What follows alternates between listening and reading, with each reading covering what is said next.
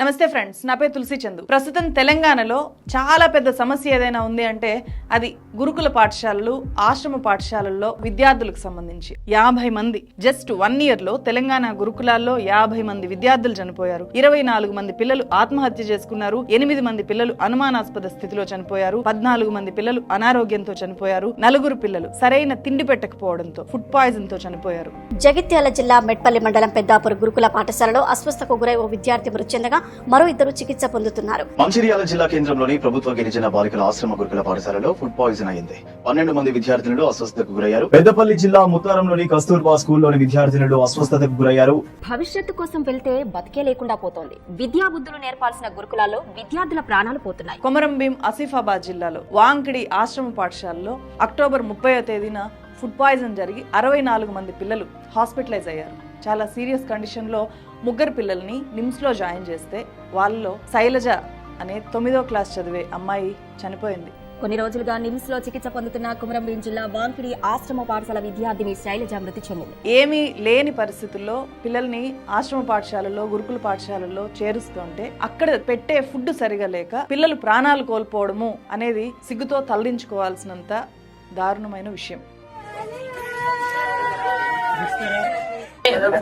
చెప్పిన దాని ప్రకారం పిల్లలు ఏదైతే తినుబండారాలు తిన్నారో 100% దాని వల్లనే అయింది. నవంబర్ 27న వనపర్తి జిల్లా మదనాపురం బాయ్స్ గురుకుల్ హాస్టల్లో పొన్నూరు గ్రామానికి చెందిన 7th క్లాస్ చదివే ప్రవీణ్ దుప్పటితో ఫ్యాన్కి ఉరేసుకొని చనిపోయాడు. వనపర్తి జిల్లా మదనాపురం గురుకుల పాఠశాలలో విషాదం. ఫ్యాన్ కు ఉరివేసుకుని 7వ తరగతి విద్యార్థి ఆత్మహత్య. దాదాపు 6 లక్షల మంది విద్యార్థులు ఉన్నారు. సుమారు 1000 గురుకుల పాఠశాలలు ఉన్నాయి. సో వాటన్నిటి పరిస్థితి నేను సమగ్రంగా చెప్పలేను కాబట్టి అలా చెప్పదగ్గ వ్యక్తి ఆర్ఎస్ ప్రవీణ్ కుమార్ గారు. గతంలో గురుకులాల్ని వాటి రూపురేఖల్ని మార్చేసి వాటికి ఒక ఇంటర్నేషనల్ బ్రాండ్ క్రియేట్ చేసిన వ్యక్తి, ఆ బ్రాండ్తో తన బ్రాండ్ కూడా పెంచుకున్న వ్యక్తి. అలాంటి వ్యక్తి అక్కడ ఉన్నప్పుడు ఆ గురుకులాల కండిషన్ వేరేగా ఉండేది. మళ్ళీ ఆయన గతంలో ఛార్జ్ తీసుకోక ముందు ఎలా ఉందో అదే స్థాయికి గురుకులాలు పడిపోతున్నాయి. ఈ వీడియోలో నేను ఎలాంటి దీన్ని పొలిటికలైజ్ చేయాలనో, పొలిటికల్గా దీన్ని మాట్లాడించాలనో అనుకోవట్లేదు. ప్యూర్లీ ఎక్కడ లోపాలున్నాయి, ప్రస్తుత గవర్నమెంట్ ఏమి సరిదిద్దాలి, ఆ వ్యవస్థని మళ్ళీ ఇట్లాంటి కేసులు లేకుండా ఉండాలి అంటే, ఫుడ్ పాయిజనింగ్ అవ్వకుండా ఉండాలి అంటే ఏం చేయాలి అనే విషయాల్ని ఆర్ఎస్ ప్రవీణ్ కుమార్ గారిని నేరుగా అడిగి తెలుసుకోవాలి అనుకుంటున్నాను. సో ఇక్కడికి రమ్మని చెప్పాను, వచ్చారు. ఆ సిస్టము ఇంత దారుణంగా దెబ్బతినేది కాదు కదా, దీంట్లో మీ పాత్ర కూడా ఉందనుకుంటున్నాను. మొన్న ఒక పేరెంట్ మెసేజ్ పెట్టాడు, నిన్ను చూసి మా పిల్లల్ని చేర్పిస్తే ఇలా మా పిల్లలేమో రోడ్ల మీద పడే పరిస్థితి వచ్చింది, హాస్పిటల్లో పడుతున్నారు, ఎందుకు పోయినావు సార్ నువ్వు రాజకీయాల్లోకి అని అంటున్నారు. అక్కడ పోయి నువ్వు చేసింది ఏం లేదు అంటే, జనరల్గా ఎందుకు ఫుడ్ పాయిజనింగ్ జరుగుద్ది, ఎందుకు పిల్లలు చనిపోతారు, పిల్లవాడి జీవితాన్ని కాపాడాలనుకుంటే రూల్ చూడవు, నువ్వు రూల్ బ్రేక్ చేస్తావు. డైరెక్టర్ మెడికల్ ఎడ్యుకేషన్ ఒక జీవో ఇష్యూ చేశాడు. ఏమని, ఈ రాష్ట్రంలో ఉండే government recognised all corporate hospitals అన్ని కూడా SC, ST, BC, minority, general ఈ గురుకుల పాఠశాలలు, హాస్టళ్ళు, ప్రభుత్వ పాఠశాల నుంచి వచ్చే ప్రతి విద్యార్థి కూడా ఉచితంగా వైద్యం ఇవ్వాలి. అన్ని హాస్పిటల్స్ ఎవరికి తెలియదు. నా దగ్గర ఉంది జీవో కాపీ, నేను మీకు ఇస్తాను, తర్వాత మీరు ప్రజలకు చూపించండి. వాళ్ళందరి మొబైల్ నెంబర్ తీసుకొని పనేషా కమాండ్ సెంటర్ ద్వారా వాళ్ళకు కాల్ చేసి, అయ్యా మీ అమ్మాయి మూర్ఛ రోగం ఉంది, దయచేసి ఈ పలాని ఎప్టాయిన్ టాబ్లెట్ ప్రతిరోజు రాత్రి పడుకునే ముందు ఇవ్వండి. మందులు ఇచ్చి పంపించే వాళ్ళం అండి. మందులు ఇచ్చి ఫోన్ చేసి అమ్మాయి టాబ్లెట్ వేసుకున్నదా లేదా మీ రికార్డులు చూడండి. కానీ సాడ్ థింగ్ ఏంటంటే ఈరోజు ఆ కమాండ్ సెంటర్ క్లోజ్ అయింది. ఎందుకు మీరు ఒకసారి ఆలోచించండి. అమ్మాయిల స్కూల్లో ప్రిన్సిపల్ గారు బీర్లు తాగుతున్నారు. ఏసీటీ మేడం వేర్ బాటిల్స్ తీసుకోబోతుంటే మేము రెడ్ హ్యాండెడ్ గా పట్టుకున్నాం సార్. అమ్మాయిలు ఏమన్నా అఘాయిత్యం జరిగితే ఎవరు చూస్తారండి? ఈ సూసైడ్లు అనేవి కారణాలు ఏమైనప్పటికీ కూడా తప్పకుండా సూసైడ్స్ అవుతాయి. దానికి చాలామంది ఇప్పుడు అధికారులు ఏమంటారంటే, డబ్బులు ఎక్కడి నుంచి వస్తాయి, రూల్స్ లేదు కదా. అరే రూల్స్ ఎవరండి, నాకు అర్థం కాదు. ఈ బడ్జెట్ ఎక్కడి నుంచి వస్తుంది, మా పన్నుల నుంచి వస్తుంది. పిల్లల జీవితాలు కాపాడలేని రూల్ ఎందుకోసం అంట. నేను చాలా cheap and best possible solution కనిపెట్టా. ఏంటంటే, నేను ఒక రిటైర్డ్ పోలీస్ ఆఫీసర్ని తీసుకున్నాను. తెలంగాణను 4 జోన్లుగా డివైడ్ చేశాను, 4-5 జోన్లుగా డివైడ్ చేసి, దానివల్ల ఒక్కసారి అందరూ వెన్నులో చలిపుట్టింది. నేనే పోయినా పిల్లలను డ్రాప్ చేయడానికి. పోతే కొంతమంది పిల్లలు, సార్ శానిటరీ నాప్కిన్స్ కొనడానికి డబ్బులు లేవు సార్ అని ఏడ్చారు అనమాట. వాళ్ళందరితో మాట్లాడి వాళ్ళని తీసుకురండి ఇక్కడికి. This is different from HMDA, this is different from municipal administration, this is different from industrial infrastructure, This is something to deal with the lives of the poorest of the poor children, whose percentage is 85% in this state of Telangana. నా చిన్న తండ్రి నా చిన్న తండ్రిని ఇంత పని చేసిరబ్బా. చెప్పండి sir ఎట్లుంది, లేకపోతే ప్రైవేట్ హాస్పిటల్ మేడం మీరు రండి అని నన్ను వచ్చేసి లైఫ్ నా కొడుకు ఎలాంటి మంచి హెల్తీగా ఉంటాడు, మంచిగా చెప్తాడు, ఏది చదువులో బాగా క్లేవర్. నేను వద్దు, మమ్మీ ఫైనాన్షియల్గా ప్రాబ్లం ఉంది కదా, నేను చదువుతా ఫ్రీజ్ అని వేసినా కానీ ఇట్లా అవుతుంది అనుకో. ఒక్కడే కొడుకు సార్ చెప్పండి, మీరున్నప్పుడు బాగున్న గురుకులాలు ఆ స్థాయిలో అంటే ఫుడ్ సమస్య అసలు కాదు, అక్కడప్పుడు ఫుడ్ సమస్యే కాదు, ఇంకేమైనా సమస్యలు ఉంటే వాటిని పరిష్కరించి చాలా విజయాలు సాధించారు. ఐఐఎంలు ఐఐటీల్లోకి పిల్లల్ని పంపించడము, వాళ్ళ జీవితాల్లో ఏ మార్పు కోసం గురుకులాల్లో చేరారో ఆ మార్పును మీరు చేసి చూపించారు. సో అట్లాంటి గురుకులాలు ఇప్పుడు మీరేమన్నా అన్యాయం చేస్తే ఇలా అయిపోయాయా? మీరు పాలిటిక్స్ అనే దారి ఎంచుకోవడం వల్ల ఇలా అయిపోయాయా? ఏ లోపం వల్ల, ఏ సమస్య వల్ల ఇప్పుడు అలా అయిపోయాయి? ఏం చేసి మళ్ళీ గతంలో ఎలా ఉన్నాయో మీరు ఒక బెంచ్ మార్క్ సెట్ చేశారు.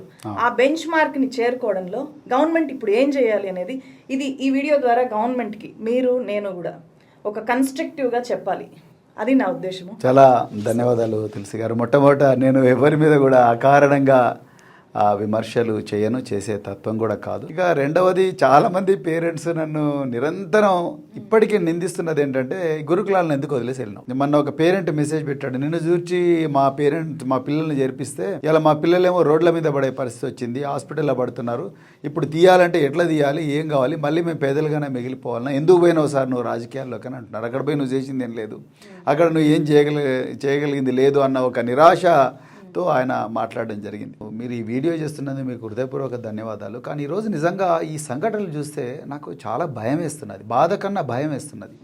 ఇప్పుడు ఏ తల్లి అయినా ఏ తండ్రి అయినా గర్భంలో ఉన్నప్పుడు బిడ్డ గురించి కొన్ని కలలు కంటారు, బయటికి వచ్చిన తర్వాత అన్ని పనులు బంద్ చేసైనా ఆ బిడ్డ చుట్టే తిరుగుతారు. ఇవాళ ఒక పేరెంట్ నాకు ఫోన్ చేశాడు, 9 నెలలకు ప్రసవించాల్సిన వ్యక్తి 8 నెలలకు ప్రసవించింది, 1 ఎకరం భూమి అమ్ముకొని ఆ చిన్నారి బిడ్డకు నేను ఇంక్యుబేటర్లో పెట్టి ట్రీట్మెంట్ ఇప్పిస్తున్నాను సార్ అన్నాడంటే ఒక పేద వ్యక్తి, అర్థం చేసుకోండి, సిర్పూర్ ప్రీమెచ్యూర్ బర్త్ అనమాట. సో అలాంటి అల్లారు ముద్దుగా కంటికి రెప్పలాగా పిల్లలను చూసుకునే తల్లిదండ్రులు ఎంతో ఆశతోని గురుకుల పాఠశాలే కాదు, ప్రభుత్వ పాఠశాలలు, గురుకుల పాఠశాలలు, ప్రైవేటు పాఠశాలలో చేర్పిస్తారు. కానీ అక్కడికి చేర్పించిన తర్వాత మరి మా పిల్లలకు సరిగా చదువు చెప్పడం కాకపోగా వాళ్ళకు విషాహారం తినిపించి వాళ్ళు హాస్పిటల్ పాలయ్యేలా చేస్తున్నారు. ఇవాళ రోడ్ల మీద నిలబడి చిన్నారి బిడ్డలు, 4వ తరగతి విద్యార్థులు, 5వ తరగతి విద్యార్థులు మధ్యాహ్న భోజనం సరిగా లేదని జగిత్యాల జిల్లాలో రోడ్డు మీదకి వచ్చారు. పక్కన ఆటోలు పోతున్నాయి, స్కూటర్లు పోతున్నాయి, వాళ్ళు ఎవరైనా గుద్దితే ఆ పిల్లల పరిస్థితి ఏంటి? అందుకొరకే ఈ ప్రతి బిడ్డ కూడా వారి ప్రాణం మన సొంత బిడ్డల కన్నా విలువైనదని ఆ కుర్చీ మీద కూర్చున్న అధికారి ఆలోచిస్తేనే ఇవన్నీ ఆగుతాయి. ప్రధానంగా కాన్సెప్చువల్ లెవెల్లో, ఫండమెంటల్ లెవెల్లో పిల్లల మీద అక్కడ కూర్చున్న అధికారికి ఒక స్పష్టమైన కల్మషం లేని ప్రేమ ఉండాలి, ఆప్యాయత ఉండాలి, అభిమానం ఉండాలి, వాళ్ళు ఏ నేపథ్యం నుంచి వచ్చిండ్రన్న దాని మీద స్పష్టత ఉండాలి. తులసి గారు, అయితే ఒక స్టాండర్డ్స్ క్రియేట్ చేసిన తర్వాత కింద నుంచి ఒక స్థాయికి తీసుకొని వచ్చిన తర్వాత ఇక్కడ నుంచి పైకి తీసుకెళ్ళాలి కదా. అంటే ఆల్రెడీ ఒక వెల్ ఎక్విప్డ్ సిస్టమ్ ఉంది, ఎస్టాబ్లిష్డ్ సిస్టమ్ ఉంది. ఆ సిస్టమ్ ని కొలాప్స్ చేయకుండా ఉండాలి, లేకపోతే అట్లా ఆ సిస్టమ్ నన్న మెయింటైన్ చేయగలగాలి. ఎందుకు కొలాప్స్ చేసేసారు? ఎలా కొలాప్స్ అయిపోయింది ఆ సిస్టమ్? మీరు అప్పుడు ఏం చేశారు? ఏం కొలాప్స్ అయిపోవడం వల్ల ఇప్పుడు కింద పడిపోయింది? చాలా మంచి ప్రశ్న అండి. నేను కడప జిల్లాలో బ్రహ్మంగారి మఠం అనే ఒక స్కూల్కి వెళ్ళాను. పందులు, కుక్కలు, విద్యార్థులు 3 కలిసి తింటున్నారు. నేను 2012 సంగతి చెప్తున్నా. నేను విజిట్ చేసిన షేక్పేట స్కూల్ 2012 రాత్రి, జూలై నెలలో రాత్రి వీధి దీపాల వెలుతురులో, అంటే స్కూల్లో ఉండే దీపాల వెలుతురులో పిల్లలు చదువుకుంటే మొత్తం దోమలు కరుస్తున్నాయి. ఏం చదువుతారు పిల్లలు? లింగాల రెసిడెన్షియల్ స్కూల్లో పిల్లలు లంచ్ కోసం వస్తే డైనింగ్ హాల్ లేక చెట్ల కింద తింటే కాకులు, ఈ పల్లెంలో ఉన్న అన్నం కాకులు తింటున్నాయి, పిల్లలు తింటున్నారు.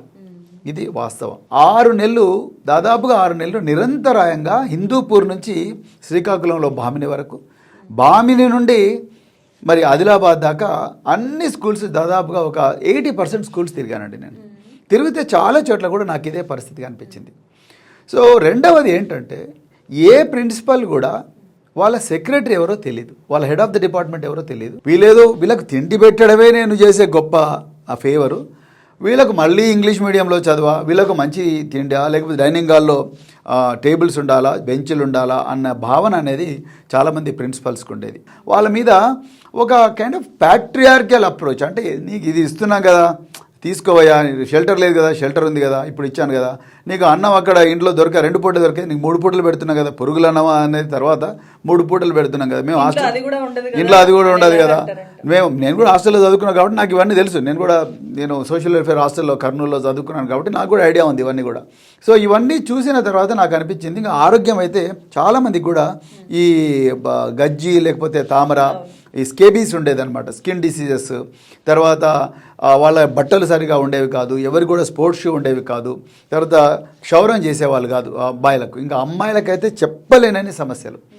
ఒకటే డార్మిటరీ, అదే క్లాస్ రూము, అదే డార్మిటరీ, కేవలం 7 నుంచి 10 600 మంది అమ్మాయిలకు 10 లాట్రిన్స్, 10 బాత్రూమ్లు. సో కొన్నిసార్లు ఇంకా ఘోరం, ఓపెన్ డెఫికేషన్కి అమ్మాయిలు పోయే పరిస్థితి. ఉదాహరణకు మార్కాపురం ఇలా, నేను ఏది ప్రకాశం జిల్లా మార్కాపురం, సంగీత అనే అమ్మాయి అప్పుడే చెంబు పట్టుకొని వస్తూ ఉంది. ఎక్కడ పోయినావు తల్లి అంటే, సార్ మాకు బాత్రూమ్లు లేవు సార్, మాకు లాట్రిన్లు లేవు, మేము ఓపెన్ డెఫికేషన్కి వెళ్తున్నాము. అంటే నేను ఎందుకు చెప్తున్నానంటే, ఇంత డీప్గా నేను 12-15 సంవత్సరాల తర్వాత కూడా అమ్మాయి పేరు చెప్పగలుగుతున్నా అంటే నేను ఎంత ఇన్వాల్వ్ అయినా మీరు అర్థం చేసుకోండి. అయితే నేను ఇవన్నీ చూసిన తర్వాత నాకు అర్థమైంది ఏంటంటే, వాపస్ వచ్చాను. వాపస్ వచ్చిన తర్వాత నేను మా ఆఫీసర్ని అడిగిన, అయ్యా మన దగ్గర ఇవన్నీ రిపేర్ చేయడానికి, వెటర్న్ చేయడానికి డబ్బు ఉందా? సార్ డబ్బు ఉంది కానీ ఖర్చు పెట్టడానికి రూల్స్ ఒప్పుకోవడం లేదు మైనర్ రిపేర్స్లో. నాకన్నా ముందు పనిచేసిన వాళ్ళు 100 కోట్ల రూపాయలు ఉన్నా కూడా ఈ కరప్షన్ పేరు చెప్పి ఆ డబ్బునంతా వెనక్కి పంపించారు. వాళ్ళు ఐఏఎస్ ఆఫీసర్ తినేస్తారేమో అని. అన్న మీకు నంబరండి, అసెంబ్లీలో ఎగ్జిక్యూటివ్ కమిటీ హాల్ నెంబర్ 1లో ఒక సీనియర్ ఆఫీసరు ఎమ్మెల్యేలందరికీ ప్రజెంటేషన్ ఇచ్చాడు. సార్ ఇంత కరప్షన్ జరిగింది, అందుకొరకు 170 కోట్లు సేవ్ చేసి ప్రభుత్వానికి నేను వాపస్ పంపించానంటే అందరు చప్పట్లు కొట్టారు ఎమ్మెల్యే. నిజానికి అక్కడ జరుగుతున్నది ఏంటంటే, ఈ పిల్లల పొట్టల్లోకి రావాల్సిన అన్నం మెతుకులు, ఈ పిల్లల దేహం మీదకి రావాల్సిన దుస్తులు, ఈ పిల్లల కాళ్ళ మీదకి రావాల్సిన ఏవైతే బూట్లు, అవన్నీ రాకుండా వాళ్ళు ఒట్టి కాళ్ళతోని భూమి మీద పరిగెట్టే పరిస్థితి ఆఫీసర్లు తీసుకొచ్చిండ్రు. సో ఇక్కడ ప్రధానంగా ఈరోజు మన ప్రశ్న ఎక్కడ స్టార్ట్ అయింది, గురుకులాల్లో కానీ, కేజీబీవీలో కానీ, లేకపోతే ప్రభుత్వ పాఠశాలలో ప్రతిరోజు పిల్లలు రోడ్ల మీదకి ఎందుకు ఎక్కుతున్నారు? ఒక నారాయణపేటలోనే వరుసగా ఎందుకు ఫుడ్ పాయిజనింగ్ అవుతున్నాయంటే, మొట్టమొదట ఈ హెడ్ ఆఫ్ ద డిపార్ట్మెంట్కు ఈ పిల్లలంటే ఏమాత్రం ప్రేమ లేకపోవడం ఒప్పుకోవాలండి. ఇది నేను మళ్ళీ చెప్తున్నా, ఒక మాజీ అధికారిగా, రాజకీయ నాయకుడిగా కాదు, మాజీ అధికారిగా పేద వర్గాల ప్రతి చెప్తున్నా, ముందు హెడ్ ఆఫ్ ద డిపార్ట్మెంట్కి ఈ పిల్లలంటే పెద్దగా ప్రేమ ఉండదు. ప్రస్తుతం ఉన్న సెక్రటరీకి అంటున్నారు, అంటే head of the department secretary కావచ్చు, కమిషనర్ కావచ్చు, డైరెక్టర్ కావచ్చు, అది రకరకాల నామినిక్లేచర్తో పిలిచినప్పటికీ కూడా ప్రేమ ఎందుకు ఉండాలంటే, ప్రేమ ఉంటే మీకు నేను ఫస్ట్లో వచ్చిన కొత్తలో ఒక అమ్మాయి పేరు మౌనిక అనుకుంటాను. సో ఆ అమ్మాయి గట్టుపల్లపల్లి జడ్చర్లలో చాలా అద్భుతంగా ఆటలాడే అమ్మాయి సూసైడ్ చేసుకున్నది. సూసైడ్ చేసుకుంటే నేను షాక్ అయిపోయినారు, ఇంత గొప్ప అమ్మాయి ఎట్లా చేసుకున్నది సూసైడ్ అని చెప్పేసి. నేను వెంటనే ఆ అమ్మాయి బాడీ చూడడానికి కోసం నేను గట్టిపల్లపల్లి తలకొండపల్లి మండలానికి వెళ్ళాను. ఒక సెక్రటరీ, నేను ఫ్యూనరల్కి వెళ్ళినా. ఎందుకు వెళ్ళినా అంటే, నేను ఆ అమ్మాయి బాడీని తాకాలనుకున్నా. అంటే నేను ఏ అమ్మాయినైతే ఒక ఏషియా గేమ్స్లో ఒక మంచి క్రీడాకారిణిగా కావాలనుకున్నాను, ఏ అమ్మాయి అయితే రేపు పొద్దున మరి ఒక బాక్సరో లేకపోతే ఒక చెస్ ప్లేయరో కావాలనుకున్నానో, ఆ అమ్మాయి ఈరోజు శివమై కూర్చున్నది, శివమై పడుకొని ఉన్నది అచేతనంగా. సో ఆ అమ్మాయిని నేను చూడాలనుకున్న, అమ్మాయిని ముట్టుకొని నేను వచ్చాను. అంటే ఇంకొకసారి ఇలాంటి అమ్మాయి మళ్ళీ ఇంకొక తెలివైన అమ్మాయి మళ్ళీ ఈ విధంగా శివంగా మారకూడదు అని ఒక దృఢ నిశ్చయంతో నేను ఆ రోజు మళ్ళీ వాపస్ వచ్చి నేను వెంటనే ఒక సర్క్యులర్ చేసి ఈ విధంగా ఆ ప్రిన్సిపల్ని సస్పెండ్ చేయడం అన్ని వెంటనే జరిగినాయి. ఎట్లాంటి స్టాండర్డ్స్ ని మీరు అక్కడ సెట్ చేశారు? అవి ఇప్పుడు ఎట్లా కొలాప్స్ అయిపోయాయి? మొట్టమొదటిది, నేను డబ్బులు సేవ్ చేయాలనో, ఈ రూల్కు మాత్రమే పరిమితం కావాలనో, రూల్ ప్రకారమే నేను ఉద్యోగం చేస్తానని చేసుంటే మాత్రం ఇలా పిల్లల నోట్లో మట్టి కొట్టుండేవాడిని. నేను రూల్స్ను రీడిఫైన్ చేశాను. రూల్స్ని ఎందుకు రీడిఫైన్ చేస్తున్నానో ఫైల్స్ మీద రాశా. రూల్స్ బ్రేక్ చేయాల్సి వస్తే ఎందుకు బ్రేక్ చేయాల్సి వస్తుందో రాసి మినిస్టర్కు సర్క్యులేట్ చేయించి బోర్డులో అప్రూవ్ చేయించి దాన్ని స్టాండింగ్ ఆర్డర్గా మార్చుకున్నాను. నేను ఎప్పుడు కూడా గవర్నమెంట్ నువ్వు ఎందుకు ఇట్లా బ్రేక్ చేసినా అడగలేదు. అంటే నా ఇంటెన్షన్ చూశారు వాళ్ళు. అక్కడ పనిచేస్తే గవర్నమెంట్ కి ఫైనల్ గా మంచి పేరు వస్తుంది. ఎగ్జాక్ట్లీ అండి, ఎగ్జాక్ట్లీ. 2018లో ఆనాడు టీఆర్ఎస్ పార్టీ అధికారంలో రావడానికి గురుకులాలు one of the important reasons. మొట్టమొదట మేము డబ్బులు సేవ్ చేయాలని ఆలోచించలేదండి. అవసరం అనుకుంటే మాకు వచ్చిన బడ్జెట్లో కొంత బడ్జెట్ పక్కకు పెట్టి ఇంకా వినూత్నంగా ఏ విధంగా ఆలోచించి ఈ బిడ్డల ప్రాణాలు కాపాడాలని చూసినాం.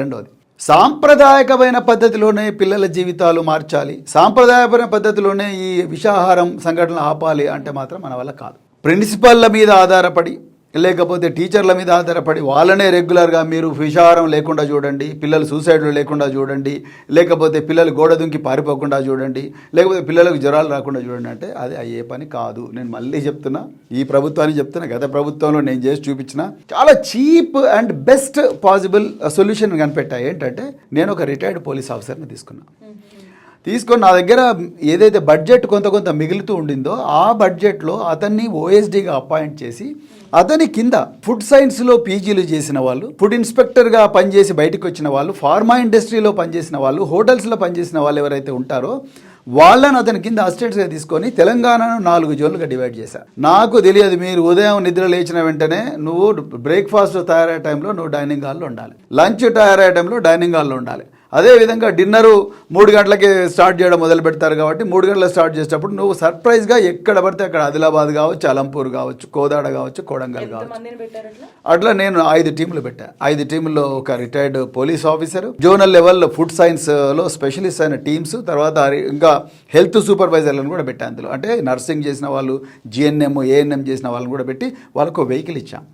వెహికల్లో పోండి, సర్ప్రైజ్గా పోండి అని చెప్పాను. దానివల్ల ఒక్కసారి అందరూ వెన్నులో చలిపుట్టింది. మీ హయాంలో ఎప్పుడైనా లేకపోతే లాస్ట్ 10 years లో ఎప్పుడైనా డెత్స్ జరిగాయా? లేదు, జరగలేదు. ఇప్పుడు బీఆర్ఎస్ కేవలం డెత్స్ ని చూపిస్తోంది. 4 deaths జరిగాయి, 48 members 1 year లో చనిపోయారు అని చెప్పి. బట్ నేనేమనుకుంటున్నానంటే వీళ్ళు ఉన్నప్పుడు కూడా చాలా ఆందోళన, మీరు అంటే మీ పార్టీ అధికారంలో ఉన్నప్పుడు కూడా చాలా ఆందోళనలు జరిగాయి. బాసర్లో స్వయంగా కేటీఆర్ వెళ్ళారు, అక్కడ విద్యార్థుల్ని కలిసి వాళ్ళు చాలా రోజులు ఆందోళన 1200 మంది ఒకసారి ఫుడ్ పాయిజనింగ్ అనేది వచ్చారు. చాలా జరిగాయి అప్పుడు. అయితే డెత్ అనేది చాలా తీవ్రమైంది. సో డెత్స్ ని లేకపోతే వాళ్ళ హెల్త్ ని కాపాడడానికి మెయిన్ గా తీసుకున్న ప్రికాషన్స్ ఇప్పుడు ప్రాబ్లం విషయం ఏంటంటే, నిజంగా మీరు అన్నారు ఒక ప్రశ్న, గత ప్రభుత్వంలో డెత్ జరగలేదు. దట్ ఈస్ లేదు, ఫుడ్ పాయిజనింగ్ వల్ల ఎక్కడ కూడా డెత్స్ జరగలేదు. ఫుడ్ పాయిజనింగ్ వల్ల గత ప్రభుత్వంలో ఎవరు కూడా చనిపోలేదు. ఫుడ్ పాయిజనింగ్ ఇన్సిడెంట్స్ అయినమాట వాస్తవం, కానీ హాస్పిటలైజ్ అయినరు, కానీ డెత్స్ జరగలేదు. ఎందుకు జరగలేదని నేను చెప్తాను ఇప్పుడు మీకు, ఎందుకంటే తెలంగాణ పిల్లలకు తెలవాలి ఈ విషయాలు కూడా, తెలంగాణ ఆంధ్రప్రదేశ్ పిల్లలకి ఎవరికైనా కూడా. నేను విజిలెన్స్ టీంల గురించి చెప్పాను. వీళ్ళు పోయి సర్ప్రైజ్ ఇన్స్పెక్షన్ చేసినప్పుడు వీళ్ళు చూసే పనులు ఏంటంటే, క్యాటరింగ్ చేసే వ్యక్తులు, వంటలు వండే కుక్స్, వీళ్ళందరూ కూడా వాళ్ళ ఆహార అలవాట్లు కానీ, వాళ్ళ ఈ గోల్డ్ కానీ, లేకపోతే వాళ్ళ షేవింగ్ కానీ, లేకపోతే తల మీద క్యాప్ పెట్టుకున్నారా లేదా అని చూసేవాళ్ళు. రెండవది డైనింగ్ హాల్ క్లీన్గా ఉందా లేదా అని చూసేవాళ్ళు. మూడవది ఈ కడిగే పాత్రలన్నీ కూడా వేడి నీళ్ళలో కడుగుతున్నారా లేదా అని చూసేవాళ్ళు. తర్వాత సోప్, చాలా గురుకుల పాఠశాలలో ఏముంటుందంటే సోప్ ఎక్కువగా పెడతారు. అంటే జనరల్గా ఎందుకు ఫుడ్ పాయిజనింగ్ జరుగుద్ది, ఎందుకు పిల్లలు చనిపోతారు, ఎందుకు పిల్లలు విషాహారం పాలవుతారంటే, మొట్టమొదటి రైస్ స్టోర్ రూమ్ ఉంటుంది, ఒకటి డ్రై స్టోర్ రూమ్, ఒకటి wet store room. Dry store room అంటేనేమో ఈ బియ్యం బస్తాలు అవన్నీ పెట్టేవి, వెట్ స్టోర్ రూమ్ అంటేనే కూరగాయలు ఇవన్నీ కూడా పెట్టేవి. ఈ డ్రై స్టోర్ రూమ్లో, వెట్ స్టోర్ రూమ్లో ప్రధానమైన బెడద ఏంటంటే ఎలుకలు, పందికొక్కులు, ఎలుకలన్నీ కూడా పొక్కలు పెట్టి వచ్చేస్తూ ఉంటాయి. వచ్చి అవి అక్కడే విసర్జన చేస్తూ ఉంటాయి. అవి ఆ విసర్జన చేసిన మల విసర్జన అదేవిధంగా బియ్యం కలిసిపోతాయి. వాటిని సరిగ్గా క్లీన్ చేయాలి. రెండోది వాటికి ఏమంటే ఎలివేటెడ్ ప్లాట్ఫామ్ మీద ఆ బియ్యం బస్తాలు అవన్నీ పెట్టాలి. అవంతా ఎవరు ఇంట్రెస్ట్ తీసుకోరు. సో మేము ఒక ప్రోటోకాల్స్ డిఫైన్ చేసి వాటన్నిటిని కూడా జాగ్రత్తగా ఎలివేటెడ్ ప్లాట్ఫామ్స్ మీద వాటిని పెట్టించడం, తర్వాత జాగ్రత్తగా ప్యాక్ చేయడం, ఇవన్నీ కూడా చేసే ప్రయత్నం మేము చేసినాం. అదేవిధంగా చాలామంది క్యాటరింగ్ కాంట్రాక్టర్లు ఏం చేస్తారు, వాళ్ళు కూరగాయలలో డబ్బులు సేవ్ చేసుకోవడం కోసం కొంత నాసి రకం కూరగాయలు తీసుకొచ్చే పని చేస్తారు. ఎందుకంటే ఈ ప్రభుత్వం బిల్స్ ఇచ్చేటప్పుడు 5 నెలలు 6 నెలల తర్వాత బిల్స్ ఇస్తారు కాబట్టి నాకు మిత్తి ఎక్కువ అవుతుందని చెప్పేసి వీళ్ళు నాసిరకం కూరగాయలు తీసుకొచ్చి వాటిని వండమని చెప్తారు. దాంట్లో పురుగులు ఉంటాయి, తర్వాత క్రిములు ఉంటాయి, రకరకాల సమస్యలు మురిగిపోయిన ఉంటాయి. అవన్నీ తీసుకెళ్ళడానికి సడన్గా పిల్లలకు ఇవి వస్తుంటాయి. ఇవన్నీ చెక్ చేసి వాళ్ళకు బిల్స్ రిలీజ్ చేసే వాళ్ళం కాదు మేము. ఇలా డబ్బులు సేవ్ చేసుకోవడం కోసం పిల్లలకు నాసిరకం ఫుడ్ పెట్టిన వాళ్ళకి కానీ, లేకపోతే క్యాటరింగ్ కాంట్రాక్టర్ ఇలాంటి తప్పుడు అలవాట్లతో వంటలు వండితే వాళ్ళందరినీ కూడా మేము సస్పెండ్ చేసేవాళ్ళం, లేకపోతే కాంట్రాక్ట్ రద్దు చేసేవాళ్ళం. మేము కూడా పోయి పిల్లలతో అన్నం తినేవాళ్ళం. నేను కూడా లైన్లో నిలబడి తిన్నాను. మీరు కావాలంటే ఫోటోలు చూడండి. నేను 7 సంవత్సరాలు ఎప్పుడు కూడా ప్రిన్సిపల్ రండి సార్ మీరు మాతోనే తినండి, ఇంకా మీరు పిల్లలతో తినకండి అని ఆ కార్యక్రమాలు చేస్తే లేదు బాబు నేను పిల్లలతోనే తింటాను. నేను లైన్లో నిలబడ్డాను, ఏమో వాళ్ళ పేర్లు తీసుకొని తిన్నాను. దాని తర్వాత నెక్స్ట్ లేకపోతే ఏం చేస్తారండి ప్రిన్సిపల్స్, మంచిగా మటన్ చికెన్ మన కోసం సపరేట్గా వండి పెడతారు, కాజు తర్వాత ఇంకా రకరకాలు వస్తాయి. సో ఇక పిల్లలు ఎక్కడి నుంచి వస్తాయనేది మనకు అందరికీ అర్థమైంది. పిల్లలకు పోవాల్సిన డబ్బులే మనకు పెట్టేస్తాడు. అది సరే, అది పక్కగా పెడితే సో మేము ఎప్పుడైనా ఈవెంట్స్ అవన్నీ జరిగినప్పుడు కూడా మేము ఎక్స్ట్రా డబ్బులు ఇచ్చేవాళ్ళం. పిల్లల డబ్బులు ఎవరు తీసుకోకండి, మేము ఎక్స్ట్రా డబ్బులు ఇచ్చిన ఆ ఎక్స్ట్రా డబ్బులతో ఈవెంట్ చేయమని చెప్పేవాళ్ళం. ఇవన్నీ చూసిన తర్వాత వాళ్ళకు ఆ భయం ఉండేది క్యాటరింగ్ కాంట్రాక్టర్లకు. తర్వాత ప్రిన్సిపల్కు సపోర్ట్గా ఒక అసిస్టెంట్ కేర్ టేకర్ అనే ఒక పోస్ట్ని క్రియేట్ చేసాం. ఇంతకుముందు లేదండి ఆంధ్రప్రదేశ్లో. సో ఆంధ్రప్రదేశ్లో అది లేనందువల్ల ఒక చదువు చెప్పే టీచర్ని వార్డెన్గా పెట్టేవాళ్ళు. అట్లా వద్దు అని చెప్పేసి మేము అప్పుడు ఆంధ్రప్రదేశ్ యునైటెడ్ ఉన్నప్పుడే క్యాటరింగ్ అసిస్టెంట్ అని ఒక పోస్ట్ క్రియేట్ చేసి ఆ పోస్టులో ఎక్స్క్లూజివ్గా ఈ ఫుడ్ విషయంలో చూడడానికి కోసమే గురుకుల పాఠశాలలో చదివిన అమ్మాయిలని అబ్బాయిలని దాంట్లో రిక్రూట్ చేశాం. సాడ్ థింగ్ వాళ్ళకి నేను ఇక్కడ చదువుకున్నా, నాకెట్లా తిండి దొరకలేదో కనీసం ఈ పిల్లలకన్నా దొరకాలనే కసితోని ఆ కాంక్షతోని ఆ అమ్మాయిల అబ్బాయిలు పనిచేసేవాళ్ళు, కమిట్మెంట్ చూసేవాళ్ళు. కానీ ఇప్పుడు వాళ్ళని తీసేసిందని వార్తలు వస్తున్నాయి, ఎంతవరకు నిజమో నాకు తెలియదు. తర్వాత అది ఫుడ్ విషయానికి వస్తానండి. తర్వాత ఇంకా మీరు హెల్త్ మేనేజ్మెంట్ అయినా కూడా అప్పుడప్పుడు విషాహార సంఘటనలు జరిగేవి. మీకు విషాహార సంఘటనలు జరిగినప్పుడు మేమేం చేసేవాళ్ళం అంటే మొట్టమొదట మాకు ఈ ఒక పనేషా కమాండ్ సెంటర్ ఒక కమాండ్ సెంటర్ క్రియేట్ చేసాం. అది 24 గంటలు వారం రోజులు 365 రోజులు పనిచేసేది. That is the beauty of command centre. Karnataka, Delhi, తర్వాత గుజరాత్, తర్వాత ఒడిషా, బీహార్, జార్ఖండ్ ఇన్ని ఉత్తరప్రదేశ్ నుంచి వచ్చి చూసిపోయారండి ఈ కమాండ్ సెంటర్. ఈ మోడల్ని చూసిపోయారు. దాంట్లో ఏంటి వెరీ సింపుల్ కామన్ సెన్స్ అండి. అది మా దగ్గర ఒక రూమ్ ఖాళీగా ఉండింది. ఆ రూమ్లో మేము ఒక 2 కంప్యూటర్లు 4 ఇప్పుడు మీ దగ్గర స్క్రీన్స్ పెట్టేసి ఒక 2 డాక్టర్లను పెట్టేసి వాళ్లకు నెలకు ఒక 30 నుంచి 40 వేల రూపాయలు ఇచ్చేవాళ్ళం. ఇది మా దగ్గర వాళ్ళ కోసం డబ్బు ఇవ్వడం కోసం కొంత సేవ్ చేసి ఆ డబ్బును వాళ్ళ చేతిలో పెట్టి 24 గంటలు మా హెల్త్ సూపర్వైజర్ అందరినీ మానిటర్ చేయండి. ఒక అమ్మాయికి తలనొప్పి వచ్చినా, లేకపోతే కడుపు నొప్పి వచ్చినా, లేకపోతే మెన్స్ట్రువల్ ప్రాబ్లమ్స్ వచ్చినా, అబ్బాయికి ఏమన్నా పాము గరిచినా, తేలు గరిచినా, వాళ్ళకు కూడా కడుపు నొప్పి వచ్చినా ఇమ్మీడియట్గా ఒక ఫోన్ కాల్ కమాండ్ సెంటర్కి వస్తుంది. కమాండ్ సెంటర్కి వచ్చిన వెంటనే కమాండ్ సెంటర్ నుంచి ఎక్స్పర్ట్ డాక్టర్స్ అందరు కూడా వెంటనే హెల్త్ సూపర్వైజర్తో మాట్లాడి అబ్బాయితో వీడియో కాల్లో మాట్లాడడం, లేకపోతే ఫోన్లో మాట్లాడడం, వెంటనే near by A government hospital ఉన్నా, ప్రైవేట్ హాస్పిటల్ ఏదైతే బెస్ట్ ఎక్విప్డ్ హాస్పిటల్లో అక్కడికి బెస్ట్ ట్రీట్మెంట్ ఇచ్చే హాస్పిటల్ ఉంటే అక్కడికి డబ్బులను చూడకుండా పంపించేవాళ్ళం. తులసి గారు గవర్నమెంట్ హాస్పిటలే కాదు, ఏదైనా పర్లేదు, ఏదైనా వాళ్ళకి ఆరోగ్యశ్రీ ఉందా లేదా ఉన్నా అవన్నీ చూసేవాళ్ళు. ముందు పిల్లవాడి ప్రాణం బాగుపడాలి. గవర్నమెంట్ హాస్పిటల్ రూల్ ఏం చెప్తుంది? గవర్నమెంట్ హాస్పిటల్కి పంపించారు. ముందు గవర్నమెంట్ హాస్పిటల్ డాక్టర్ లేకపోతే నేను మన నేను సిర్పూర్కి వెళ్ళా. బెజ్జూరుకి వెళ్తున్నావు డాక్టర్ లేడు, సిర్పూర్కి వెళ్తున్నావు పెడియాట్రిక్ వాడేవు శిథిలావస్థలో ఉంది, ఆక్సిజన్ సిలిండర్లు లేవు, ఏమీ లేవు. ఒక డాక్టర్ 10 మంది డాక్టర్ ఉంచాడు, ఒకటి డాక్టర్ ఉన్నాడు. సిర్పూర్లో 2 గురుకుల పాఠశాలలు ఉన్నాయి, 2 ఆశ్రమ పాఠశాలలు ఉన్నాయి. వాళ్ళకి ఏమైనా ఇప్పుడు నేను సిర్పూర్ హాస్పిటల్ పోతే అక్కడ డాక్టర్ లేకపోతే ఏం చేయాలి నేను? సో ఇప్పుడు రూల్ ప్రకారం ఆలోచించే ఆఫీసర్లు ఏం చేస్తారు? సార్ గవర్నమెంట్ రూల్ ఏదో చెప్తుంది కాబట్టి మనకెందుకు వచ్చింది పెట్టి నేను ఈ అబ్బాయిని హెల్త్ సూపర్వైజర్ ఇచ్చి గవర్నమెంట్ హాస్పిటల్కి పంపిస్తున్నాను రాసుకుంటాడు. రికార్డు కోసం రాసుకుంటారు. రేపొద్దున ముఖ్యమంత్రి అడిగినా లేకపోతే మీలాంటి వాళ్ళు అడిగినా కూడా చూడండి నేను నా రూల్ ప్రకారం చేశాను అంటాడు. నేనేమంటున్నా అంటే రూల్ ఎవరు క్రియేట్ చేశారు? రూల్ మనుషులు క్రియేట్ చేశారు. ఎందుకు క్రియేట్ చేశారు? ఆ రూల్ నువ్వు సరిపోకపోతే నీ లక్ష్యం ఏంటి? పిల్లవాడి జీవితాన్ని కాపాడమా నీ లక్ష్యము, లేకపోతే నీ కెరీర్ను కాపాడుకోవడమా? నీ కెరీర్ను కాపాడుకోవాలి అంటే మాత్రం రూల్ చూస్తావు. పిల్లవాడి జీవితాన్ని కాపాడాలనుకుంటే రూల్ చూడవు, నువ్వు రూల్ బ్రేక్ చేస్తావు. ప్రాణం కన్నా మించింది ఏంటండి? అసలు గవర్నమెంట్ ఎందుకోసం ఉంది? గవర్నమెంట్ ఎందుకోసం? మినిస్టర్ ఎందుకోసం ఉన్నాడు? ఒక IAS officer, IPS officer, IFS officer అసలు ఆ పోస్టులో ఎందుకు కూర్చోబెడుతుంది? ఒక ప్రభుత్వం రాజ్యాంగం ఎందుకు నీకు ఆ ప్రొటెక్షన్ ఇచ్చింది? 312 ఆర్టికల్ 311 312 ఆర్టికల్ రాజ్యాంగం నీకు ఎందుకు ఆ ప్రొటెక్షన్ ఇచ్చింది? ఎందుకంటే నువ్వు అందరికన్నా అద్భుతంగా పనిచేయాలి, ప్రజా శ్రేయస్సు కోసం పనిచేయాలి. నీకేమైనా అయితే కూడా నీ ఇంటెన్షన్ కరెక్ట్గా ఉంటే నిన్ను కాపాడుతుంది రాజ్యాంగం అని చెప్పి అందుకొరకు వీటిని అఖిల భారత సర్వీసులు అన్నారు. ఆ అఖిల భారత సర్వీస్ ఆఫీసర్లు నేను బాగుంటే చాలు, నా కెరీర్ బాగుంటే చాలు, నాకు ఏమీ మార్కు రాకూడదు, నా ఏసీఆర్లో రాంగ్ ఎంట్రీలు పడకూడదు అని ఆలోచిస్తే పిల్లలందరూ రోడ్డు మీద పడితే రోడ్ల మీద వచ్చి కూర్చుంటారు పిల్లలు. మేము అట్లా చేయకుండా ఏమాత్రం తలనొప్పి ఉన్నా మా చేతిలో నుంచి దాటిపోతుందని హెల్త్ సూపర్వైజర్ అనుకుంటే, అమ్మో ఈ అమ్మాయి బతకదేమో, ఈ అమ్మాయికి ఇక్కడ ట్రీట్మెంట్ దొరకదు అనుకుంటే, అమ్మ నువ్వు ఏమన్నా చెయ్యి, వెంటనే అంబులెన్స్ అని తీసుకో, ప్రిన్సిపల్ కార్ అని తీసుకో, ఏది బెస్ట్ హాస్పిటల్ అయితే అక్కడ తీసుకుపోది, ఏదైనా కానీ కార్పొరేట్ కానీ లేకపోతే ప్రైవేట్ కానీ ఏదైనా కానీ అక్కడ తీసుకుపోయి చెప్పేవాళ్ళం. దాని తర్వాత హాస్పిటల్తో నెగోషియేట్ చేసేవాళ్ళం. మీరు బిల్స్ చాలా ఎక్కువ వేశారండి, ఇది కొంచెం పేద పిల్లల స్కూల్స్ ఇవన్నీ కూడా దయచేసి బిల్స్ తగ్గించండి. వీళ్ళకి ఆరోగ్యశ్రీ కార్డు ఉంటే ఆరోగ్యశ్రీ కింద వస్తుందండి. డైరెక్ట్ నేనే ఇన్వాల్వ్ అయ్యేవాను. ఆ కమాండ్ సెంటర్ని పెట్టింది అందుకొరకు కదా. ఆ కమాండ్ సెంటర్ వాళ్ళు నా వాళ్ళు కావాలంటే మేమే మాట్లాడేవాళ్ళం. ఇంకా మీకు ఎక్కువ విషయం ఏంటంటే గవర్నమెంట్ జీవో ఉందండి. డైరెక్టర్ మెడికల్ ఎడ్యుకేషన్ ఒక జీవో ఇష్యూ చేశాడు. ఏమని, ఈ రాష్ట్రంలో ఉండే government recognised all corporate hospitals అన్నీ కూడా SC, ST, BC, minority, general ఈ గురుకుల పాఠశాలలు, హాస్టళ్ళు, ప్రభుత్వ పాఠశాల నుంచి వచ్చే ప్రతి విద్యార్థి కూడా ఉచితంగా వైద్యం ఇవ్వాలి. అన్ని హాస్పిటల్స్ ఎవరికి తెలియదు. నా దగ్గర ఉంది జీవో కాపీ, నేను మీకు ఇస్తాను. తర్వాత మీరు ప్రజలకు చూపించండి. తర్వాత చదువుతంగా తర్వాత ముందు నాకు పిల్లలు క్షేమంగా ఉండాలి, పిల్లలకు మంచి తిండి దొరకాలి, దాని తర్వాతనే చదువు. నీకు అన్నమే దొరకలేదు, నీ ఆరోగ్యానికే భరోసా లేదు. నీ పొద్దున నేను ఇంగ్లీష్ చెప్తే ఏంది, మ్యాథ్స్ చెప్తే ఏంది, లేకపోతే నేను రామానుజం కావాలన్నా, లేకపోతే శకుంతలాదేవి కావాలన్నా తర్వాత సంగతి. ముందు నువ్వు ఆరోగ్యంగా ఉండాలి కదా, సజీవంగా ఉండాలి కదా. సజీవంగా లేకపోతే రోజు నేను డాక్టర్ల చుట్టూ తిరిగేటట్టయితే నా పిల్లలకి నేనేం న్యాయం చేస్తా? ఇప్పుడు రోడ్డు మీద కూర్చొని పిల్లలు అడుగుతున్నారు, వాళ్ళు ఏం అడుగుతున్నారు?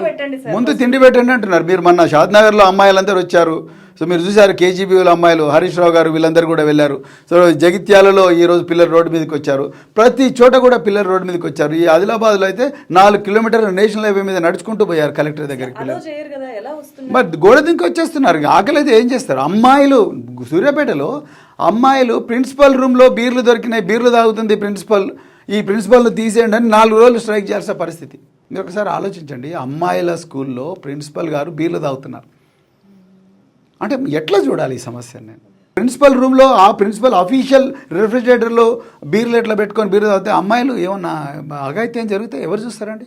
ఈ కమాండ్ సెంటర్ మా పిల్లలు మా దగ్గర కేవలం 9 నెలలే ఉండేవాళ్ళు. మరి కొంతమందికి మూర్ఛ రోగం ఉంటుంది, కొంతమందికి థైరాయిడ్ ప్రాబ్లం ఉంటుంది, కొంతమందికి బ్లడ్ షుగర్ అంటే షుగర్ ఎక్కువగా ఉంటుంది, కొంతమందికి ఇంకా రకరకాల కండిషన్స్ ఉంటాయి, కొంతమందికి తలసేమియా ఉంటుంది, కొంతమందికి సికిల్ సెల్ అనీమియా ఉంటుంది. మరి వీళ్ళందరికీ కూడా రెగ్యులర్గా బ్లడ్ ఎక్కించే పరిస్థితి ఉంటుంది, వీళ్ళందరికీ టాబ్లెట్స్ ఇవ్వాలి. మరి వీళ్ళు ఇళ్ళకి పోతే తల్లిదండ్రులకు ఆ జ్ఞానం లేదు. అది లేనందుకే ఇక్కడికి వచ్చారు. ఆ స్తోమత ఉండదు, ఆ తెలివి ఉండదు, తర్వాత ఆ పరిస్థితులు ఉండవు. అలాంటప్పుడు మేమేం చేసేవాళ్ళం, వాళ్ళందరి మొబైల్ నెంబర్ తీసుకొని పనేషా కమాండ్ సెంటర్ ద్వారా వాళ్ళకు కాల్ చేసి, అయ్యా మీ అమ్మాయి మూర్ఛ రోగం ఉంది, దయచేసి ఈ పలాని ఎప్టాయిన్ టాబ్లెట్ ప్రతిరోజు రాత్రి పడుకునే ముందు ఇవ్వండి. మందులు ఇచ్చి పంపించేవాళ్ళం అండి. మందులు ఇచ్చి ఫోన్ చేసి అమ్మాయి టాబ్లెట్ వేసుకున్నదా లేదా, మీరు రికార్డులు చూడండి, అమ్మాయి టాబ్లెట్ వేసుకున్నదా లేదా అని ప్రతిరోజు మా హెల్త్ సూపర్వైజర్ అడగాలి. అప్పుడప్పుడు హెల్త్ సూపర్వైజర్లు సమ్మర్లో కూడా పోయి చూడాలి, ప్రిన్సిపల్స్ పిల్లల ఇళ్లకు పోయి చూడాలి. ఇన్ని జరిగేవి. అందుకొరకే పిల్లలు క్షేమంగా ఉండేవాళ్ళు, ఆనందంగా ఉన్నారు. ఇంకొకటి ఏంటంటే అమ్మాయిలకు ఎస్పెషల్లీ వాళ్ళకు మెన్స్ట్రువల్ సైకిల్స్ వల్ల అనీమియా విపరీతంగా ఉండేది ఇంతకుముందు. సో మేము అట్లా ప్రతిసారి కూడా స్క్రీనింగ్ చేసి ఆ అమ్మాయిలందరినీ కూడా 6-7 బిలో హీమోగ్లోబిన్ అమ్మాయిలందరినీ కూడా రెడ్ జోన్లో పెట్టి వాళ్ళకి ఎక్స్ట్రా సప్లిమెంట్స్ ఇచ్చేవాళ్ళం. వాళ్ళ హీమోగ్లోబిన్ మళ్ళీ నార్మల్గా 12-11కు వచ్చేదాకా వాళ్ళకి మంచి తిండి పెట్టాలని ట్రాక్ చేసేవాళ్ళం. అంటే పనేషా కమాండ్ సెంటర్ వల్ల ఇన్ని లాభాలు ఉండేవి. కానీ సాడ్ థింగ్ ఏంటంటే ఈరోజు ఆ కమాండ్ సెంటర్ క్లోజ్ అయింది. క్లోజ్ అయిందంటే దానికి రీజన్స్. నేను రేవంత్ రెడ్డి గారికి ఎన్నోసార్లు చెప్పిన, అంటే లెటర్ల ద్వారా చెప్పిన, నేను ఇప్పుడు ప్రస్తుతం ఒక బీఆర్ఎస్ అనే రాజకీయ పార్టీలో ఉన్నా కాబట్టి ఆ వేదికగా కూడా నేను ముఖ్యమంత్రి గారు చెప్పిన, అయ్యా దీన్ని రాజకీయ కోణంలో చూడకండి, దయచేసి ఇలాంటివి పెట్టండి. తర్వాత రెండోది, నేను సంక్షేమ భవన్ ఎదురుగా ధర్నా కూడా చేసిన. నేను ఏ ఆఫీసులో అయితే 9 సంవత్సరాలు పనిచేసానో ఆ ఆఫీసు ముందు ఉద్యమకారునిగా పేరెంట్స్తో పాటు ధర్నా కూడా చేసిన. ఏమని చేసిన, భువనగిరిలో 2 అమ్మాయిలు చచ్చిపోయారు, వైష్ణవి అండ్ కృష్ణవేణి అని 2 అమ్మాయిలు. వైష్ణవి ఇంకొక అమ్మాయి, ఇద్దరు చాలా పేదరికం, వెంకటాద్రిపేట, వేలేరు మండలం వెంకటాద్రిపేట, తర్వాత ఇంకో దగ్గర నుంచి. వాళ్ళు ఆ మంచం ఎక్కి ఇద్దరు మాట్లాడుకొని చనిపోయారు. తర్వాత సూర్యాపేటలో ఇంకొక మా ఆమె పేరు కూడా వైష్ణవే. నేను ఆ అమ్మాయి కూడా సూసైడ్ చేసుకున్నది ఇంటికి పోయి. సో స్కూల్లోనే సూసైడ్ చేసుకున్నది. సారీ, నేను అక్కడ ధర్నా చేయడానికి వెళ్ళా. సో నేను అప్పుడు ముఖ్యమంత్రి గారికి ఏం రాశానంటే లెటర్, అయ్యా ఈ సూసైడ్లు అనేవి కారణాలు ఏమైనప్పటికీ కూడా వాళ్ళకు ఆ కరెక్ట్ టైంలో కీలకంగా మీరు కౌన్సిలర్లను పెట్టి వాళ్ళతో మాట్లాడిస్తే తప్పకుండా సూసైడ్స్ ఆగుతాయి. ఎందుకంటే సూసైడ్ చేసుకునే పిల్లలు సో వాళ్ళు ఎమోషనల్ హైట్ అండ్ స్టేట్లో ఉంటారు కాబట్టి వాళ్ళకు ప్రిన్సిపల్లతో చెప్పాలని అనిపించదు, టీచర్లతో చెప్పాలని అనిపించదు. ఎందుకంటే రోజు వాళ్ళ మొహం చూస్తారు, వీళ్ళు క్లాస్ రూమ్లో అందరి ముందర ఈమెకి ఈ సమస్య ఉందని అంటారేమో అనే భయంతో పిల్లలు చెప్పరు. అందుకొరకే కౌన్సిలర్ అయితే సెన్స్ ఆఫ్ ప్రైవసీ ఉంటుంది. కౌన్సిలింగ్లో మొట్టమొదటి ఫండమెంటల్ థంబ్ రూల్ ఏంటంటే నేను నీతో చెప్పిన ఏ విషయాన్ని కూడా నువ్వు అత్యవసర పరిస్థితుల్లోనైతే తప్ప వేరే వాళ్ళతో పంచుకోకూడదు. అది రూల్ కౌన్సిలింగ్లో. సో ఆ కౌన్సిలర్లు వీళ్ళందరితో ఆ ప్రమాణం తీసుకున్న తర్వాతనే కౌన్సిలింగ్ చేసేవాళ్ళు. అలాంటి కౌన్సిలర్ నేను 100 మందిని పెట్టానండి. దానికి చాలామంది ఇప్పుడు అధికారులు ఏమంటారంటే డబ్బులు ఎక్కడి నుంచి వస్తాయి, రూల్స్ లేదు కదా. అరే రూల్స్ ఎవరండి, నాకు అర్థం కాదు. ఈ బడ్జెట్ ఎక్కడి నుంచి వస్తుంది, మా పన్నుల నుంచి వస్తుంది. పిల్లల జీవితాలు కాపాడలేని రూల్ ఎందుకోసం అంట నేను. అంటే ఇప్పుడు ఆ బడ్జెట్ ఇప్పుడు రాను రాను అన్ని బడ్జెట్లు పెరుగుతూ పోతాయి కదా. ఇప్పుడు గురుకులాలకి కేటాయించే బడ్జెట్లు ఏమైనా తగ్గించేస్తారా, కోతలు ఎక్కువ పడ్డాయా? అది నేను చూడలేదు తులసి గారు, అది బడ్జెట్ తగ్గించినరా లేదనేది. కానీ ఆ రూలు పేరు చెప్పి చాలామంది అధికారులు కూడా వాళ్ళకు ఆ ఫ్రీడమ్ కట్ చేసిండ్రు అనేది అయితే నాకు తెలుస్తుంది. 2 రోజులు బిల్స్ కూడా చాలా లేట్గా వస్తున్నాయి అనేది తెలుస్తుంది. అప్పుడు ఎట్లుండేవి బిల్స్ మరి? అప్పుడు కొంచెం లేట్ అయినా అంటే వెంటనే ఆఫీసర్ల దగ్గరికి పోయి అడిగితే వెంటనే రిలీజ్ చేసేవాళ్ళు. మీరు రాజకీయాలు మాట్లాడుతున్నారు కాబట్టి నేను మాట్లాడతలేను. కానీ నేనేమంటున్నానంటే అధికారులు మీరు ప్రభుత్వం ఏమన్నా చావని కానీ మీరు దయచేసి పిల్లల మీద శ్రద్ధ పెట్టండి. దయచేసి మీ ఏసీ రూములు వదలండి. మీకు ప్రభుత్వం కియా కార్నివల్ కార్లు ఇచ్చింది, అది చాలా సాటిస్ఫాక్షన్ ఇస్తుంది. మరి లేకపోతే ఏంటండి ప్రత్యక్షంగా మార్చొచ్చు. నేను పిల్లల ఇళ్ళకి పోయినండి, పిల్లల ఇళ్ళకి పోయి వాళ్ళు పెట్టిన అన్నం తిన్నా, వాళ్ళు ఇచ్చిన నీళ్లు తాగినా. గుడి బామిని అండి, బామిని ఎక్కడ ఉంటుంది, ఒరిస్సా బార్డర్లు ఉంటుంది. దానికి రోడ్డు కూడా చక్కగా ఉండదు. నేను నాతో పాటు వచ్చిన ఆమె పేరు వనజ అనుకుంటా, వనజ తర్వాత ఇంకో 2-3 కలిసి కొంతసేపు కాలినడకన పోయినాం అడవుల్లో. పోయి ఆ పిల్లల్ని కలిసి అసలు ఆ పిల్లలు ఎంత హ్యాపీగా వీళ్ళు ఈ బామినికి ఎన్నడు రావాలి, వీళ్ళు ఆఫీసులో రారు, ఈ అడవుల్లో తూర్పు కనుమల్లో ఉండే స్కూల్కి వస్తారు. మేము పోయినాం. ఎందుకోసం పోయినాం అంటే రేపొద్దున నేను కూడా అక్కడి నుంచి చదువుకున్నా కదా. నన్ను స్పృశించిన ఒక టీచర్ నన్ను గొప్పగా తయారు చేసి ఉంటే రేపు నేను ఇంకొక 10 మంది స్పృశిస్తే వాళ్ళు కూడా బాగా అవుతారనే ఒక ఆశతోని నేను అన్ని గ్రామాలకు పోయినా. కానీ అక్కడ పోలీసులు ఉన్నారు, సార్ మీరు పోలీస్ ఆఫీసరు, ఇది నక్సలైట్ ప్రభావిత ప్రాంతం, అయ్యా చచ్చిపోయినా మంచిదే కానీ నేను ఈ బామిని స్కూల్ చూడాలని పోయినా. నేను రిక్వెస్ట్ ఏంటంటే మీరు దయచేసి మీరు మీ ఆఫీసులు వదలండి, ఈ రూల్స్ గీల్స్ అవన్నీ పక్కకు పెట్టి ఈ పిల్లల జీవితాలే కాపాడడం ఇంపార్టెంట్ అని పోండి. అప్పుడే మీరు పోతేనే ప్రిన్సిపల్ రూమ్లో పోయి కూర్చొని వాళ్ళు ఇచ్చే కాజు కిష్మిష్లు తింటే ఈ పిల్లల జీవితాలు బాగుపడవు. మీరు డైనింగ్ హాల్కి పోండి, వాళ్ళు పెట్టే అన్నం తినండి. అక్కడికి అసలు సివిల్ సప్లైస్ డిపార్ట్మెంట్ ఎలాంటి రైస్ ఇస్తుందో చూడండి. అదేవిధంగా క్యాటరింగ్ కాంట్రాక్టర్ ఏ విధమైన కూరగాయలు తీసుకొస్తుందో చూడండి. తర్వాత సాంప్రదాయానికి భిన్నంగా కొంతమంది రిటైర్డ్ పోలీస్ ఆఫీసర్లను లేకపోతే జిహెచ్ఎంసీలో పనిచేసిన రిటైర్డ్ అధికారులు చాలామంది రిటైర్ అయ్యి పనిచేయడానికి సిద్ధంగా ఉన్నారు. వాళ్ళని తీసుకొచ్చి కూర్చోబెట్టండి. శానిటేషన్ డిపార్ట్మెంట్లో చాలామంది పనిచేశారు, వాళ్ళని తీసుకొచ్చి కూర్చోబెట్టండి. మేము తీసుకొచ్చినాం, మేము ఫుడ్ సైన్స్ వాళ్ళని తీసుకొచ్చి పెట్టినాం. ఎంతసేపు దీనికి రూల్ లేదు, డబ్బులు సరిపోవు, డబ్బులు సేవ్ చేయాలి, బడ్జెట్ సేవ్ చేయాలి, ముఖ్యమంత్రి సేవ్ చేస్తే నాకు శబాష్ అంటాడు అని అంటే పిల్లలు రోడ్ల మీదకి వస్తారు, శవాలయ కూర్చుంటారు. శబాషి కోసం చూస్తే శవాలయ కూర్చుంటారు. ఇలా వాంకిడిలో శైలజ అమ్మాయి చనిపోయింది. నిజంగా అవాయిడబుల్ డెత్ అది. ఎక్కడో వాంకిడి మహారాష్ట్ర బార్డర్ అడవుల్లో ఉంటుంది. ఆ పిల్లలు ఏం తింటుంది, వాళ్ళకి 3 పూటలు పెట్టడమే గొప్ప అని భావిస్తే పిల్లలు చచ్చిపోతూనే ఉంటారు. నిజానికి మీరు నమ్మరు, నేను 2013లో చేర్యాలలో ఒక క్యాంపు పెట్టినప్పుడు మా కొడుకును కూడా నేను ఆ క్యాంపులో పెట్టా. బిడ్డ నువ్వు ఇక్కడ 15 రోజులు ఈ బిడ్డలతో ఉండాలి. అప్పుడు నాకు అర్థమవుతుంది, నువ్వు నీతో కూడా చెప్తారు వాళ్ళకి, నాకు చెప్పలేని సమస్యలు కొన్ని ఉంటే వాళ్ళు నీతో చెప్తారని చెప్పి 10వ తరగతి చదివే అబ్బాయిని నేను ఆ క్యాంపులో పెట్టానండి. అలాగే మా అమ్మాయిని కూడా ఇస్నాపూర్ సోషల్ వెల్ఫేర్ స్కూల్లో పెడితే ప్రిన్సిపల్ అన్నది సెక్రటరీ బిడ్డ కదా, అమ్మ నువ్వు వచ్చి నా రూమ్లో పడుకో అమ్మ అని చెప్పింది. అంటే మా అమ్మాయి నాకన్నా మొండిది తెలివైంది కాబట్టి ఆమె ఏమన్నది, ఆంటీ సారీ ఆంటీ, మా నాయన మీకు సెక్రటరీ కావచ్చు కానీ నేను మాత్రం డార్మిటరీలో అమ్మాయిలతోనే పండుకుంటా అన్నది. సో అంటే నేను ఏమంటే మీ పిల్లలు వేరే నా పిల్లలు వేరే కాదు. మీరు నమ్మరు, నేను అజిం ప్రేమ్ యూనివర్సిటీకి 22 మంది పిల్లలు పంపిస్తే నేనే పోయినా పిల్లలను డ్రాప్ చేయడానికి. పోతే కొంతమంది పిల్లలు సార్ శానిటరీ నాప్కిన్స్ కొనడానికి డబ్బులు లేవు సార్ అని ఏడ్చారు నన్ను పట్టుకొని. శానిటరీ నాప్కిన్స్ కొనడానికి కూడా నాకు డబ్బులు లేవు.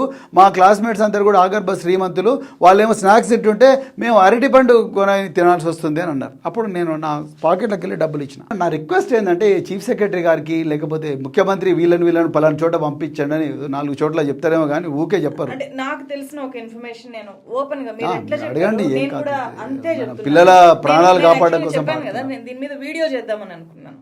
ఆ వీడియో చేసే క్రమంలో కొంత గ్రౌండ్ వర్క్ చేసినప్పుడు ప్రస్తుతం ఉండే సెక్రటరీ గారు ఎవరైతే ఉన్నారో ఆమె బ్యాక్గ్రౌండ్ డిఫరెంట్, ఆమె కనీసం పిల్లల్ని టచ్ చేయడం కాదు కదా, ఆమె ఆఫీస్లో ఎవరు ఎస్సీ ఎస్టీలని లేకుండా జాగ్రత్తలు తీసుకుంది అని నాకు తెలిసిన ఇన్ఫర్మేషన్. దయచేసి ఈ వీడియో చూస్తున్న పై ఆఫీసర్లు ఎవరైనా ఉంటే, సీఎంఓ ఆఫీస్లో ఎవరైనా ఉంటే చెక్ చేయండి దయచేసి. ఈ వీడియో చేస్తున్న పర్పస్ ప్రవీణ్ కుమార్ గారిని ఇక్కడ నిలబెట్టి మాట్లాడించడం వెనుక పర్పస్ మీ మీద విమర్శలు చేయడం అస్సలు కాదు. కేవలము అక్కడుండే పిల్లలకి ఇంక మీదటైనా ఇబ్బంది లేకుండా చూసుకోండి. వాళ్ళకి ఇబ్బంది లేకుండా చూసుకుంటే మిమ్మల్ని వాళ్ళు చూసుకోగలుగుతారు. వాళ్ళు చాలా పేరు ప్రతిష్టలు తెచ్చిపెట్టే మాత్రమే. మంచి పాయింట్ చెప్పారు తులసి గారు మీరు. ఎందుకంటే నేను ఇది కూడా చీఫ్ సెక్రటరీ గారి దృష్టికి కూడా తీసుకొచ్చిన. ఎందుకంటే తల్లిదండ్రులు కానీ పిల్లలు కానీ ఎప్పుడు కూడా ఈ అధికారి మమ్మల్ని ముట్టుకోవడానికే జంకుతున్నారు అన్న భావన వచ్చినప్పుడు మీరు అధికారిగా ఫెయిల్ అయినట్టు. అంటే ఈ పేద వర్గాల మీద ప్రేమ, అభిమానం, ఆప్యాయత, ఎంపతి, అంటే నేను ఆ పొజిషన్లో ఉంటే నేను ఏ విధంగా ఉండేదాన్ని అని ఆలోచించగలిగినప్పుడే ఆ వర్గాలకు న్యాయం చేయగలం. మేము మన కోడింగ్ స్కూల్ పోయామండి. ఎంతో గొప్ప ఆలోచనతోని ఈ పిల్లలు ఎప్పుడు కొడవళ్ళు పట్టుకొని కూలీనే చేయాలా, ఈ పిల్లలు ఎప్పుడు కంప్యూటర్లతో ఆడుకుంటారు, కోడింగ్ చేస్తారు అనే ఒక గొప్ప ఆలోచనతోని కోడింగ్ స్కూల్ పెట్టాం. మొన్న పోతే ఆ కోడింగ్ స్కూల్లో పిల్లలందరూ ఏడుస్తున్నారు. దీన్ని క్రియేట్ చేయడానికి కోసం జీవో లేదు. అరే జీవోలు ఏంటండి, ఊకే జీవోల చుట్టూ తిరిగే. మన ఎలాన్ మస్క్ ఇదే మాట అన్నాడు. ఎలాన్ మస్క్ వివేక్ రామస్వామికి డొనాల్డ్ ట్రంప్ ఏం చెప్పిందంటే ఈ గవర్నమెంట్ను డిస్టర్బ్ చేయాలి, ఇట్లా విపరీతమైన కరప్షన్ ఉంది, అది ఉంది అంటే అక్కడ ఎలాన్ మస్క్ ఏమన్నాడంటే ఈ గవర్నమెంట్లో ప్రతిరోజు కూడా ఈ రూలు అనుకుంటా రోజు పొద్దున రాత్రి వరకు ఇది రూల్ ఇట్లా చెప్తా అంటే ఆ రూళ్ళ చుట్టూ తిరిగి అవుట్కమ్ నాశనం అయిపోయింది. అసలు మనం ఎందుకోసం ఈ రూల్ తీసుకొచ్చినామన్న ఇది పోయింది. మేము కోడింగ్ స్కూల్ పెట్టాం. కోడింగ్ స్కూల్ ఒక బిల్ గేటో లేకపోతే ఇంకోరో 10 మంది సాఫ్ట్వేర్, హైదరాబాద్ అంతా సాఫ్ట్వేర్ టెక్నాలజీకి హబ్, బెంగళూరు సాఫ్ట్వేర్కి హబ్. ఈ పిల్లలు ఎంతసేపు ఏమంటారు 1% ఉండే అగ్రవర్ణాల పిల్లలే ఇక్కడంతా కూడా పెద్దగా అవుతున్నారు. సో ఈ పేద పిల్లలు అయితలేరురా బాబు ఈ బహుజనులు అని చెప్పేసి మేము పెడితే అది అలా క్లోజ్ అయ్యే పరిస్థితి వచ్చింది. దానికి రూల్ లేదంటారు. అరే ఎందుకు రూల్, దానికి ఎస్టాబ్లిష్ రూల్ లేదంటారు. బోర్డు పర్మిషన్ ఇచ్చింది, అన్ని పర్మిషన్ ఇచ్చింది. మేము అమ్మాయిలు ఎప్పుడు కూడా ఎంతసేపు కానిస్టేబుల్ లేకపోతే చిన్న చిన్న ఉద్యోగాలకే పోతున్నారు, ఎందుకు వీళ్ళు ఆఫీసర్లు కాకూడదు అని చెప్పి మేము భువనగిరిలో ఒక పెద్ద armed forces college for women పెట్టాం. ఇండియాలో థర్డ్ కాలేజ్. నేను పంజాబ్ ఇవన్నీ మేజర్ ఉషా శర్మ తెలుగు రాష్ట్రాల్లో మొట్టమొదటిసారిగా ఆర్మీలో అధికారిగా జాయిన్ అయిన మహిళ మేజర్ ఉషా శర్మ కాళ్ళ మీద పడ్డా లిటరల్గా. మేడం ప్లీజ్ రండి అని చెప్తే వచ్చింది. ఆమె 3 సంవత్సరాలు ఈ వ్యవస్థను అద్భుతంగా నడిపించింది. ఇలా అక్కడ పనిచేసే రాకీ చౌహాన్ అనే అధికారి ఈ ఆఫీసర్లు మాట్లాడినందుకు వెళ్ళిపోయింది. అక్కడ ఉండే పిల్లలు నీ పిల్లలు అనే ఆ భావన నీకు లేకపోతే ఈ విషారం జరుగుతుంది. ముఖ్యమంత్రి, విద్యాశాఖ మంత్రి వాళ్ళని తర్వాత నిందిద్దాం, కానీ ముందు మన రెస్పాన్సిబిలిటీ కదా. రేపు గవర్నర్ రూల్ వస్తే ఎగ్జాక్ట్లీ వాళ్ళు ఇస్తున్నదే కదా. మరి మీకు car, Kia Carnival car, Fortuner car, right, తర్వాత ఎయిర్ కండిషన్ రూము, రైట్, తర్వాత మళ్ళీ మీకు సపోర్ట్ సిస్టమ్స్ అన్నీ కూడా, దాని తర్వాత మీకు నిమ్స్ పోతే రాయల్ ట్రీట్మెంట్ మీకు, తర్వాత మీకు ఇన్సూరెన్స్, రెండోది మీరు చచ్చేదాకా మనం పెన్షనర్స్ అయినా కూడా ప్రభుత్వం అంతా కూడా మననే చూసుకుంటుంది. మరి అన్ని ఫెసిలిటీస్ ఇచ్చినప్పుడు ఈ పిల్లలకి అనే భావన అదే నేను అందుకొరకే నా ఆఫీస్ ముందర రాశాను. దయచేసి మీరందరూ కూడా మా పాలకులు, దయచేసి మీరు ఈ ఆఫీస్కి వచ్చేటప్పుడు మా యజమానులుగా రండి, మా పాలితులుగా లేకపోతే మా సర్వెంట్స్గా రాకండి. పేరెంట్స్కి అదే చెప్పాను నేను. మా యజమానులుగా రండి, చెప్పులు విడిచి రాకండి, వంగి సలాం పెట్టి గులాంగిరి చేయకండి, కన్నీళ్ళు పెట్టుకోకండి, ఆత్మగౌరవంతో మమ్మల్ని అడగండి, మీ సమస్యలు మాతో పంచుకోండి. అప్పుడే కదా నాకు తెలిసే. నాతో పాటు ఇన్స్పెక్షన్ మీరు కూడా రండి. పేరెంట్స్ కూడా వచ్చేవాళ్ళండి, నాతో పాటు పేరెంట్స్ కూడా వచ్చేవాళ్ళు. వచ్చి చూడండి మరి మీకు ఏం కావాలని అడిగేవాళ్ళు. మేము ఒక భువనగిరి పాఠశాలకు పోతే, భువనగిరి కాదు దేవరకొండలో పాఠశాలకు పోతే ఏమంటారు ఎలుకలు వచ్చి కొరికినాయి 12 మంది పిల్లలు. ఎందుకు ఎలుకలు వచ్చినాయని చూస్తే, కాదు ఈ మధ్య కాలంలో ఎలుకలు వచ్చి కొరికినాయి. ఎలుకలు వచ్చి కొరికితే ఎందుకు ఎలుకలు కొరికి చూస్తే దోమతెర లేదు. దోమతెర అంటే కిటికీలకు జాలీలు లేవు. జాలీలు లేకపోతే పిల్లలు మరి ఏం చేశారు, సమ్మర్లో కరెంటు పోయింది గాలిన రావాలని చెప్పి కిటికీలు తెరుచుకున్నారు. కిటికీల నుంచి ఎలకలు వచ్చేసినాయి, కొరికేసినాయి. సో అదే పాములు గేములు వస్తాయి. ఒక్కసారి పెద్దాపూర్లో కోరుట్లలో ఒక వారంలోనే ఇద్దరు పిల్లలు చచ్చిపోయారు కదా పాము కాటుతో. సో అది అంటే నా రిక్వెస్ట్ ఏంటంటే, నేను మళ్ళీ చెప్తున్నది, ఎవరిని విమర్శించడం కాదండి. సో దయచేసి ఎంపథెటిక్గా ఆలోచించండి, డబ్బులు సేవ్ చేయాలని చేయకండి, రూల్స్ ప్రకారమే చేస్తాను అనకండి. నీకు నిజాయితీ ఉన్నంత వరకు, ప్రభుత్వం సొమ్ము నీ బ్యాంక్ అకౌంట్లోకి రానంత వరకు, నీ పర్సనల్ బ్యాంక్ అకౌంట్ రానంత వరకు నువ్వెన్ని ఎక్స్పెరిమెంట్ చేసినా కూడా ప్రభుత్వం భరిస్తుంది. ఎటువంటి ముఖ్యమంత్రి అయినా కానీ భరిస్తారు వాళ్ళు, ఎందుకంటే వాళ్ళకి మంచి పేరు వస్తుంది కదా. అది సో అదే నేను చెప్పాలనుకున్నాను. అయితే ఇప్పుడు నిజంగానే ఇప్పుడు ఈ వీడియో చూస్తున్న వాళ్ళు గవర్నమెంట్ రియలైజ్ అయ్యి, ప్రవీణ్ కుమార్ గారు మీరు కొంచెం సలహా ఇవ్వండి, లేకపోతే ఒక సెషన్ తీసుకోండి, మళ్ళీ వీటిని పునరుద్ధరిద్దాము అని ఏమైనా ఒక ప్రపోజల్ మీ దగ్గరకు వస్తే మీరు యాక్సెప్ట్ చేస్తారా, అట్లీస్ట్ చెప్పడానికి? వాళ్ళు నా ఎక్స్పర్టీజ్ మీరు ఈ విధంగా చేశారు కదా, మాకు దయచేసి ఇన్ఫార్మల్గా చెప్పండి అంటే, నేను అఫీషియల్గా రాలేను కానీ ఇన్ఫార్మల్గా తెలంగాణ ప్రజల కోసం, తెలంగాణ బిడ్డల కోసం నా ఎక్స్పీరియన్స్ షేర్ చేసుకోవడం నాకు ఏమాత్రం అభ్యంతరం లేదు. ఆఫ్టర్ ఆల్ నేను రాజకీయాల్లోకి వచ్చిన, ఉద్యోగంలో పోలీసు ఉద్యోగాలు పెట్టి గురుకుల పాఠశాలకు వచ్చిన, ఈ బిడ్డల సంక్షేమం గురించే వచ్చిన కాబట్టి నాకుండే అనుభవాలు షేర్ చేసుకోవడంలో నాకు ఎలాంటి అభ్యంతరం లేదు. నేను ఏ విధంగా కూడా నాకు ఎలాంటి భేషజాలు లేవు. సో మా పార్టీ కూడా దాంట్లో నాకేం అభ్యంతరం చెప్పదు. ఇప్పుడు నిజంగా మళ్ళీ చెప్తున్నా, నాకు అనిపిస్తుంది మీరే ఉండుంటే ఇన్ని లక్షల మంది, ఇప్పుడు 6 లక్షల మంది పిల్లలు చదువుకుంటున్నారు. మీరు అన్నారు కదా, నన్ను చూసి నేను మొదలు పెడితే నన్ను చూసి మిగిలిన సెక్రటరీలు కూడా, మిగిలిన అధికారులు కూడా చేశారు అని చెప్పి. ఆ సిస్టము ఇంత దారుణంగా దెబ్బతినేది కాదు కదా, దీంట్లో మీ పాత్ర కూడా ఉందనుకుంటున్నాను. ఇక దానికి తెలంగాణ ప్రజలకు అంటే వివరణ ఇవ్వాలనుకున్నాను. నేను క్షమాపణలు చెప్పేంత గొప్ప తప్పేం చేయలేదు, కానీ నేను ఇంతకన్నా ఇంకా నేను చేసింది ఇప్పటి వరకు 1%. ఇంతకన్నా రాజకీయాల్లోకి వస్తే ప్రభుత్వ పాలసీస్, నేను కోడింగ్ స్కూల్ అన్నాను, బిజినెస్ స్కూల్స్ అన్నాను, గార్డెనింగ్ స్కూల్స్ అన్నాను, అలాంటివి వందల సంఖ్యలో సృష్టించవచ్చు. ఈ అమ్మాయిలను అబ్బాయిలను విదేశాలకు పంపించవచ్చు. ప్రపంచంలో ఉండే గొప్ప గొప్ప విషయాలు ఈ పిల్లలు నేర్చుకునే విధంగా డబ్బులు తీసుకొచ్చి ఈ బిడ్డల కోసం కుమ్మరించవచ్చు అన్న ఒక ఆశతో, అంటే బడ్జెట్ మీద మనకు కొంత కంట్రోల్ వస్తుంది. ఆనాడు ప్రభుత్వంలో, రేపొద్దున మాకు రాబోయే ప్రభుత్వం ఎక్కడైనా కూడా ఈ విషయాలన్నీ కూడా, అంటే వీటి కోసం డబ్బులు తీసుకొచ్చి ఈ పిల్లల కోసం ఇంకా ఇంతకన్నా గొప్ప వ్యవస్థ నిర్మించవచ్చు అన్న ఒక గొప్ప కళతోనే వచ్చిన తప్ప ఈ పిల్లల నోట్లో మట్టి కొట్టాలనో, లేకపోతే ఈ పిల్లల జీవితాలను వదిలేసి అనాథలుగా మిగిల్చాలని లేదు. నేనేమంటానంటే, నా తర్వాత కూడా 2-3 సెక్రటరీలు వచ్చిందండి, రాలేదని కాదు. రొనాల్డ్ రాస్ గారు వచ్చారు, నవీన్ నికలాస్ గారు వచ్చారు.